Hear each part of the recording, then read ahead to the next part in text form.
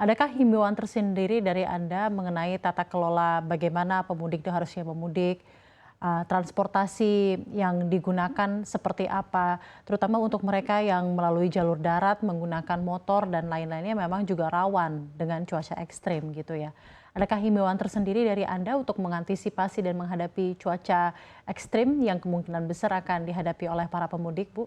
Ya, dengan terdeteksinya adanya bibit siklon tropis di perairan Nusa Tenggara dan dampaknya yang ternyata berpengaruh juga hingga Jawa, Nusa Tenggara, kemudian sebagian wilayah Sumatera dan juga sebagian dari Kalimantan, Sulawesi, itu dampak yang diprediksi akan terjadi itu dapat berupa hujan lebat, kemudian disertai angin kencang. Di sini dapat mencapai kecepatan angin itu dapat mencapai eh, beberapa knots ya.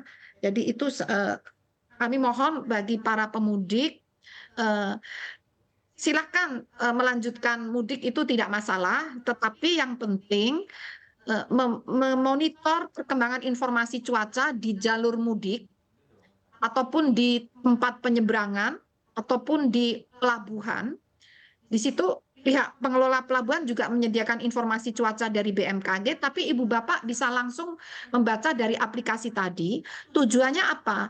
Agar dapat merencanakan kira-kira harus melintasi jalur mana yang kira-kira aman.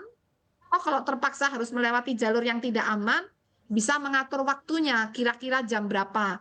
Karena di situ kan ketahuan kalau hujan tuh mulai jam berapa sampai jam berapa gitu. Jadi agar lebih fleksibel untuk menyusun rencana untuk mudik tadi. Dan tentunya karena potensi hujan lebat ini mungkin akan lebih nyaman, aman dan selamat kalau tidak menggunakan kendaraan sepeda motor ya itu. Jadi kendaraan yang tutup itu karena ada pengaruh angin ya. Demikian. Dan juga untuk penyeberangan ini kan pengaruh gelombang ini juga biasanya sudah diatur oleh pengelola penyeberangan. Kami memberikan info kapan bahaya dan harus ditunda dulu penyeberangan. Itu kami selalu memberikan informasi. Sehingga kesimpulannya adalah terus saja memonitor perkembangan informasi cuaca melalui Ya. aplikasi Info BMKG. Demikian. Pokoknya yang terpenting well aware dulu ya Bu ya, bagaimana nih kira-kira forecast dari cuaca dengan mendownload info BMKG terlebih dahulu itu juga sudah menjadi pengetahuan terlebih dahulu untuk para pemudik dan bisa waspada ke depannya bagaimana cuaca yang akan dihadapi gitu ya. Bu Rita, dan tentunya pertanyaannya jika cuaca ekstrim ini akan terjadi di waktu-waktu arus mudik, kira-kira sampai seminggu sampai 2 minggu ke depan, kira-kira puncak cuaca ekstrim ini akan terjadi sampai kapan? Jadi istilahnya peluang untuk terjadi cuaca ekstrim ini kami memprediksi bisa terjadi hingga tanggal 16 April. Setelah tanggal 16 April kami memperkirakan atau memprediksi potensi hujan cenderung semakin menurun dengan masuknya ke musim kemarau di beberapa wilayah itu Mei sudah kemarau, bahkan ada beberapa wilayah sebenarnya April sudah masuk kemarau. Tapi ini untuk wilayah-wilayah yang mudik itu kebetulan masih hujan juga itu. Oke, Demikian, jadi Mbak. sampai akhir Jadi April ya sampai Bu ya, akhir April menuju Mei itu sudah akan memasuki fase-fase atau tahap-tahap awal kemarau gitu ya Bu ya? ya, ya.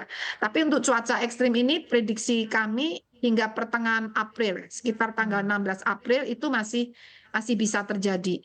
Setelah Oke. 16 April masih hujan tapi berangsur-angsur menurun intensitasnya. Oke. Demikian, Mbak. Bu Rita, saya juga ingin bertanya, berarti dengan adanya musim pancaroba ini dan cuaca ekstrim ini lebih ke arah hujan, badai, siklon tropis dan lain-lain, berarti fenomena El Nino ini sudah selesai ya Bu ya?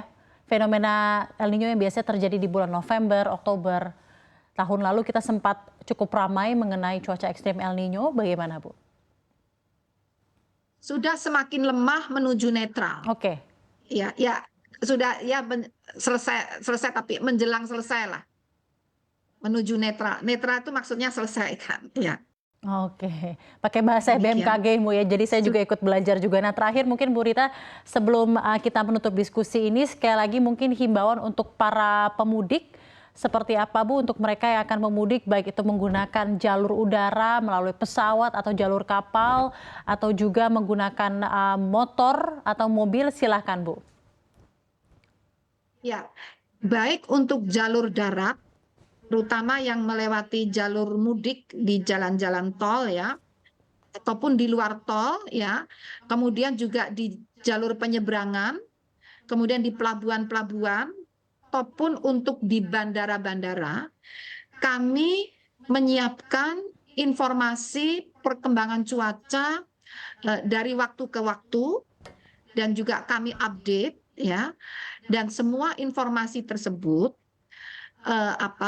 resolusinya khususnya untuk darat itu resolusinya untuk kecamatan, untuk tingkat kecamatan.